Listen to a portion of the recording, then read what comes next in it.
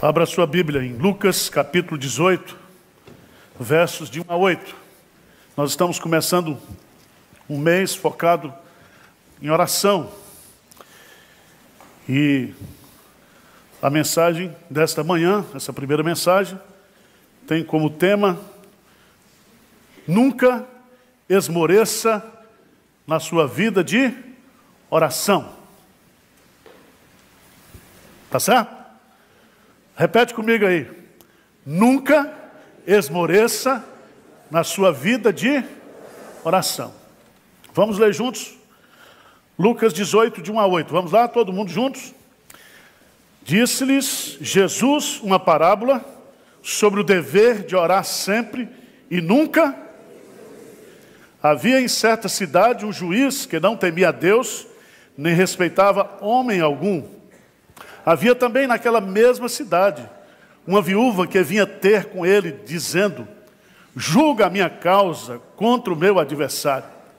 Ele, por algum tempo, não a quis atender, mas depois disse consigo: bem que eu não temo a Deus, nem respeito a homem algum, todavia, como esta viúva me importuna, julgarei a sua causa, para não suceder que, por fim, venha a molestar-me. Então disse o Senhor: considerai no que diz este juiz iníquo. Não fará Deus justiça aos seus escolhidos, que a ele clamam dia e noite, embora pareça demorado em defendê-los? Digo-vos que depressa lhes fará justiça. Contudo, quando vier o Filho do Homem, achará porventura fé na terra? Toda parábola contada por Jesus tem um ensino principal. E todas as vezes que você for estudar uma parábola de Jesus, não se perca nos detalhes. Vá na lição principal. É uma narrativa como Chapeuzinho Vermelho. Vocês conhecem a história de Chapeuzinho Vermelho, né?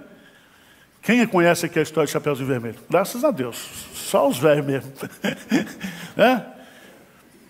Toda aquela história é contada para ensinar uma moral. Qual é a lição de moral? Que os filhos não devem o quê? Desobedecer os pais. A chave de interpretação, a lição principal dessa parábola está no versículo 1. Disse-lhe Jesus uma parábola sobre o dever de orar sempre e nunca o quê? Esmorecer. Então, o que Jesus está querendo para mim e para você é que eu e você, nós nunca devemos desanimar, esmorecer na nossa vida de oração.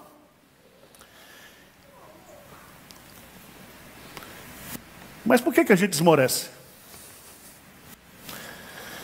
Primeiro, porque a oração é o que? Um dever. Antes de compreendermos que a oração é um privilégio, antes do dever se tornar um prazer, dever aqui o que é? Uma obrigação, é um mandamento, é uma ordem. Eu tenho que orar, não por causa de Deus, mas por causa de mim. A oração é o oxigênio da vida cristã. A oração é a principal evidência de que eu sou uma pessoa convertida. Se eu sou uma pessoa convertida, eu oro. Eu preciso orar, eu necessito orar. A oração faz parte do meu dever. Mas ele diz que é um dever de orar quando? Sempre. A oração que você faz hoje não serve para amanhã. Tem que começar tudo de novo. Abra sua Bíblia lá. Salmo 55, versículo 17. Davi era um homem de oração. Salmo 55, versículo 17. Vamos ler juntos? 55, 17. O que é que diz lá? O que é que diz ele? À tarde, pela manhã e ao meio-dia, farei as minhas queixas e lamentarei, e ele ouvirá o quê? Tarde, manhã, meio-dia. Quantas vezes Daniel orava? 3 vezes ao dia. Veja no Salmo de número 5, veja lá no Salmo de número 5. Salmo 5. É muito interessante.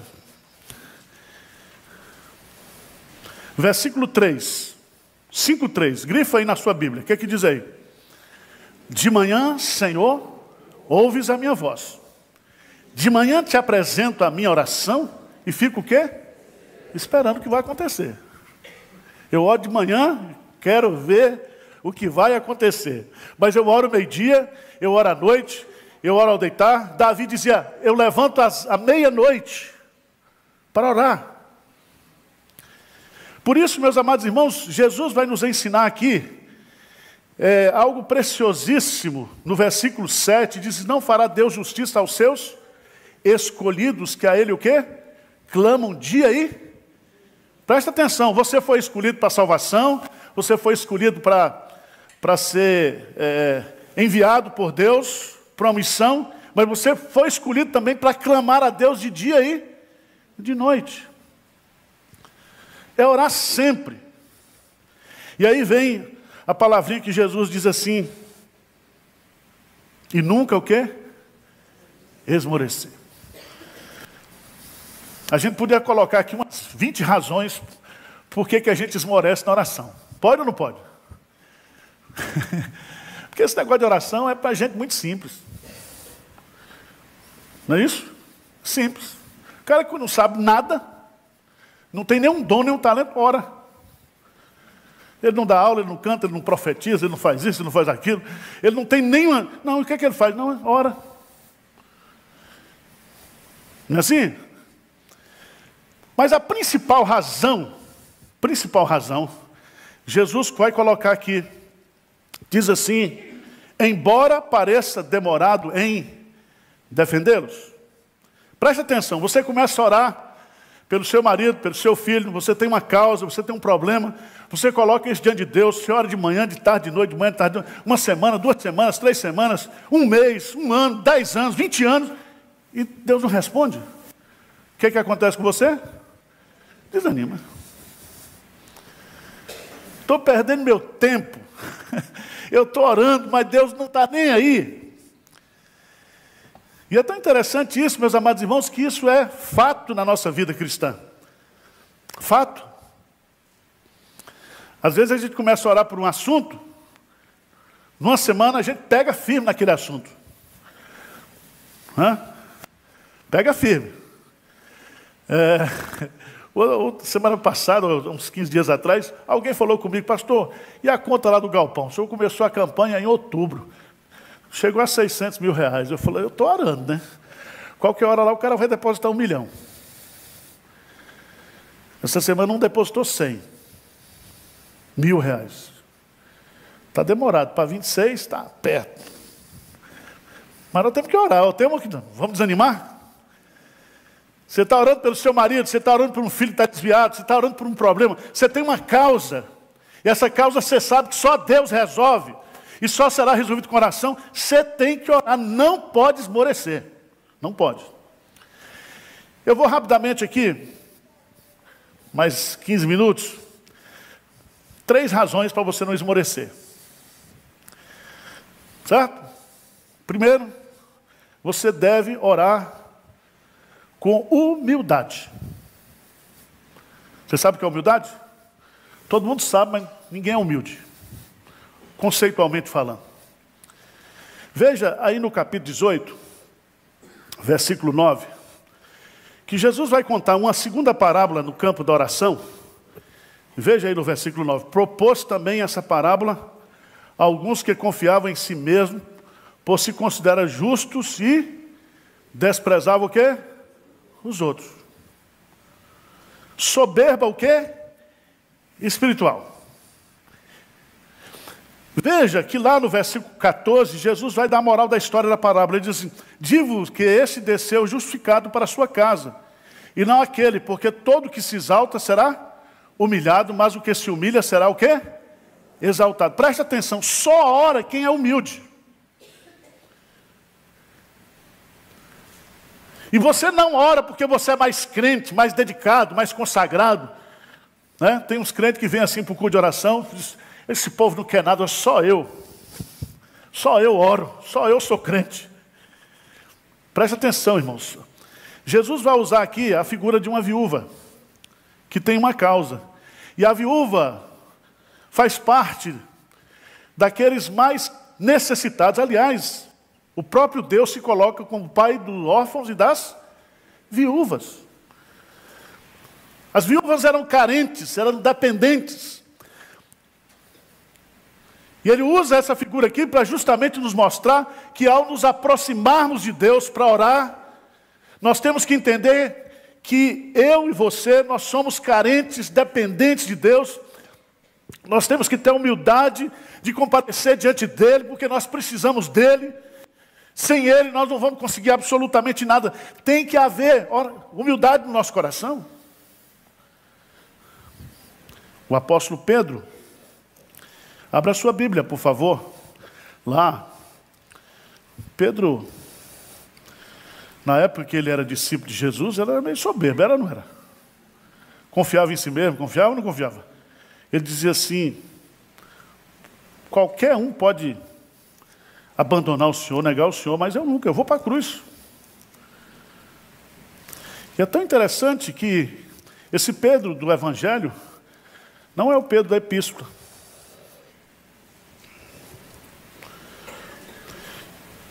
Primeira de Pedro, capítulo 5.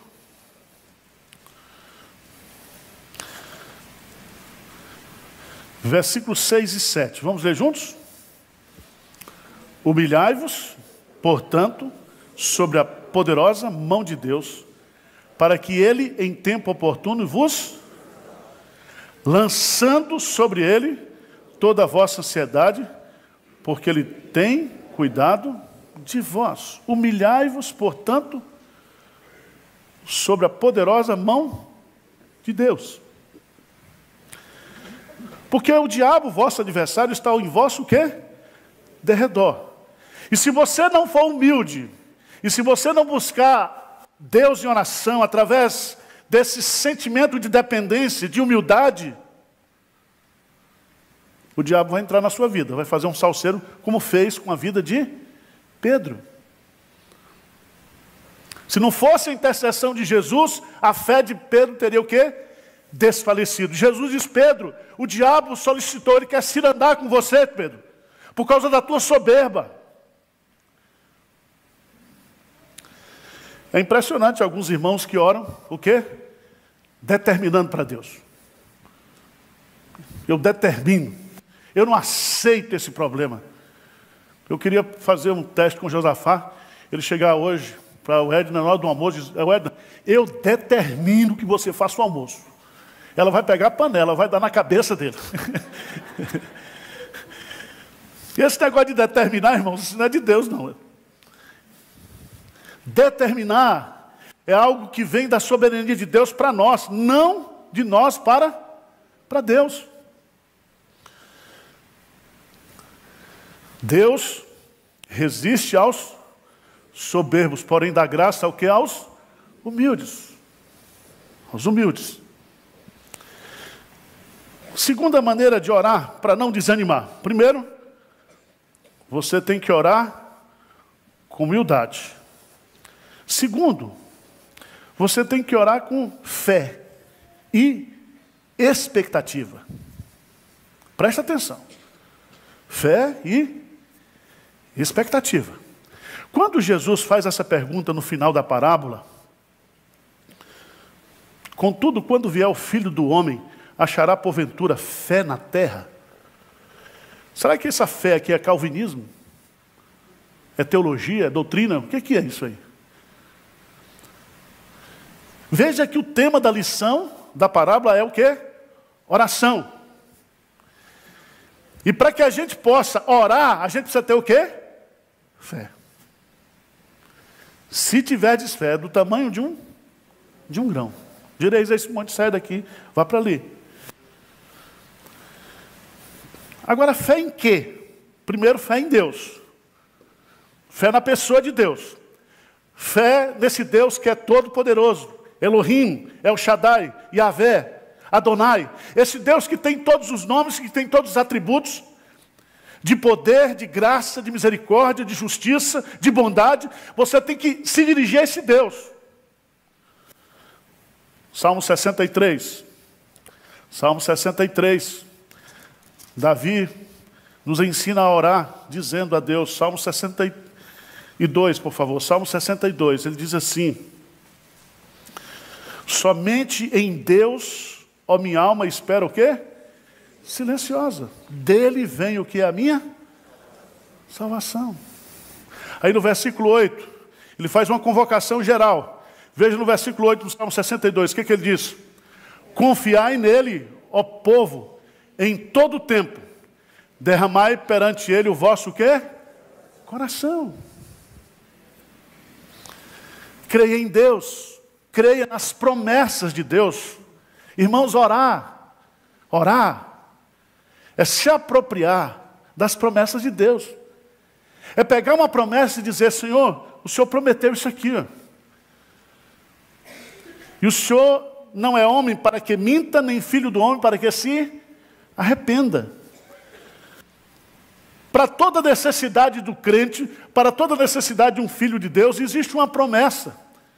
E se você ora e se comparece diante de Deus, dizendo: Senhor, eu creio em Ti, mas eu creio naquilo que o Senhor disse, está aqui. Talvez não será respondido na hora, mas a bênção e a resposta estará vindo, porque Deus está comprometido com aquilo que Ele disse. Irmãos, nós precisamos orar com fé e com expectativa. Com expectativa. Se você observar bem aqui, veja que o salmista vai dizer assim: considerai no que diz esse juízo o quê? Iníquo. Esse juiz, ele é o quê?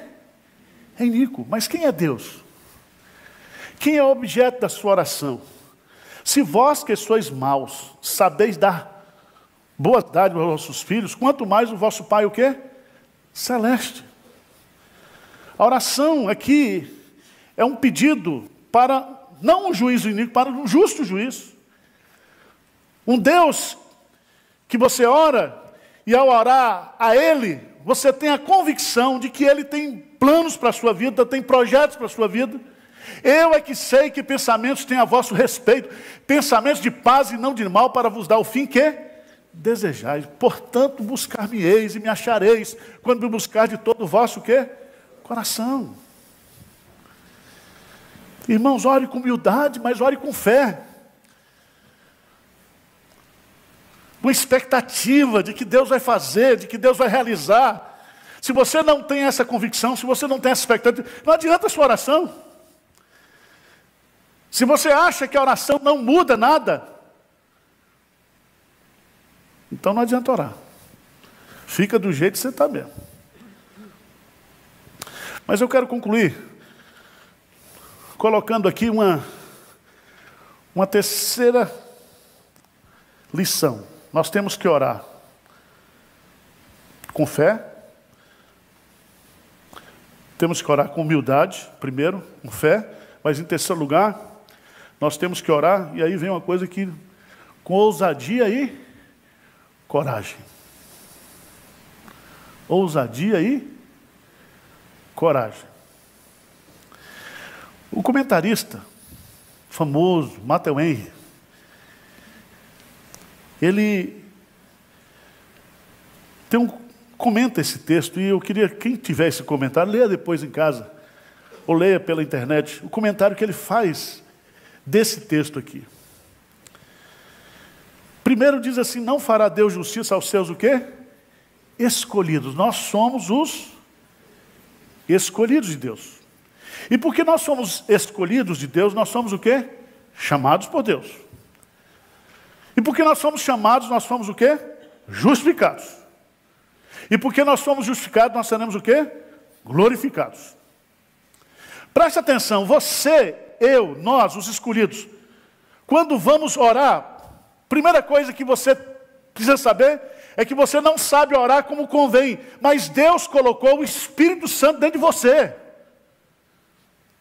Você tem o privilégio de orar a um Deus que está em você, um Deus que prescruta as profundezas de Deus, um Deus que conhece as suas necessidades, e Ele vai interceder por você com gemidos o quê?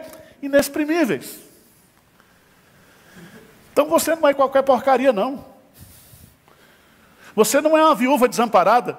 O que Deus está dizendo assim, considerai o que diz esse juiz.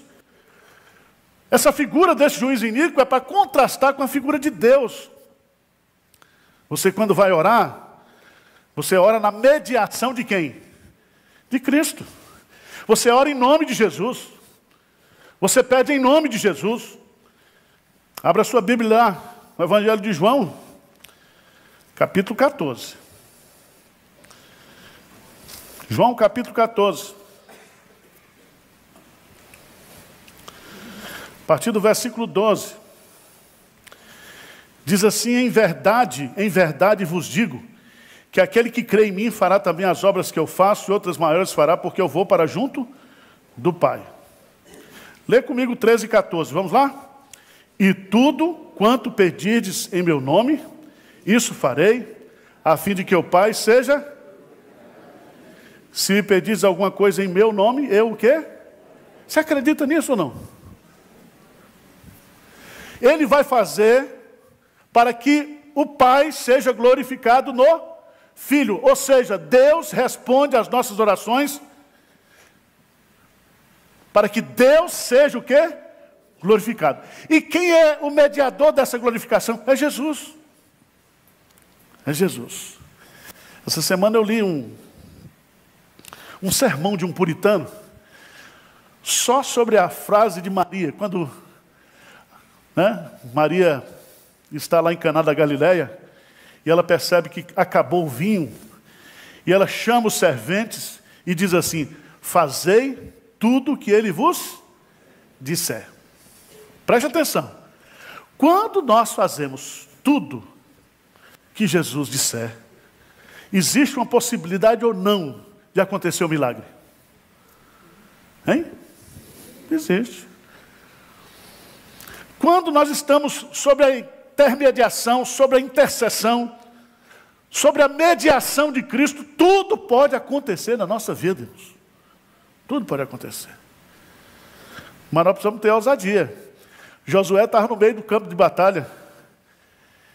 E para terminar de matar a turma, tinha que o dia ser mais esticado. E ele ora. Ele ora. E Deus então muda o movimento de translação e rotação, segura o eixo da terra, por causa de alguém que orou. Você vai lá para Isaías e Ezequias então pede a Isaías uma prova de que Deus iria responder a sua oração. Ele diz: não tem problema, nós vamos atrasar uma hora. Adiantar é fácil, vamos atrasar uma hora no movimento de rotação, só para você entender que o nosso Deus, Ele responde às nossas orações. Irmãos, pode ter certeza que Deus fará justiça aos seus escolhidos, que a Ele clamam dia e noite, embora você ache que está o quê? Demorando. Você não manda na agenda de Deus. Você não manda no horário de Deus. Mas eu quero dizer para você que Deus nunca chega ao quê? Atrasado. Amém? Maria diz para Jesus: se o Senhor estivesse aqui, o meu irmão não teria o quê? Morrido. Ou seja, o Senhor atrasou-se 4 dias. E Jesus disse para Maria: Maria, se creres, verás o quê? A glória de Deus. Irmãos, ninguém tem, só nós, os escolhidos, temos essa ferramenta, esse meio de graça que é a oração. E às vezes baixa em você e em mim o espírito de Naamã. Naamã foi lá em Israel consultar o profeta. Ele queria ser curado da lepra. E chegando lá, o profeta nem o atendeu, mandou um seminarista. E o seminarista disse para ele: olha, você vai mergulhar 7 vezes o quê? No Rio Jordão. E aí você ficar o quê? Curado. Presta atenção. Uma metodologia simples para acontecer o quê? Um milagre. Sabe o que Naamã fez? Duvidou da metodologia. Ele falou, não, se fosse para mergulhar nesse riozinho Jordão lá na Síria tem muitos rios importantes. Às vezes a Bíblia diz, meu filho, ore. É uma metodologia simples. Ore. Ore. Mas você diz, não, eu vou resolver do outro jeito. Você agora é o Naamã. E de vez em quando, a gente precisa repetir isso, porque um com bom senso diz para Naamã, Naamã, você já veio até aqui, rapaz? Ora, mergulha aí 7 vezes. Ele foi o quê?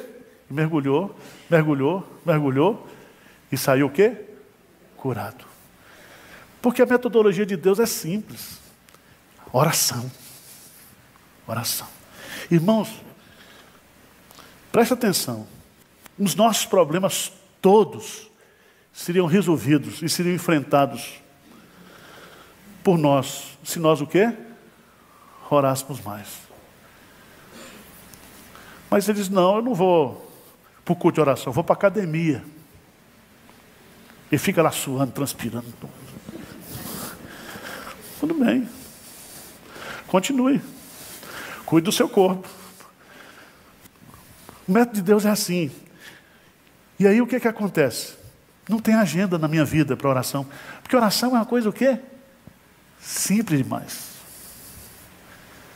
Mas não existe, como diz o pastor Hernandes, coisa mais poderosa na terra do que o poder o quê? Da oração. Porque a oração faz a conexão entre a fraqueza humana e a onipotência o quê?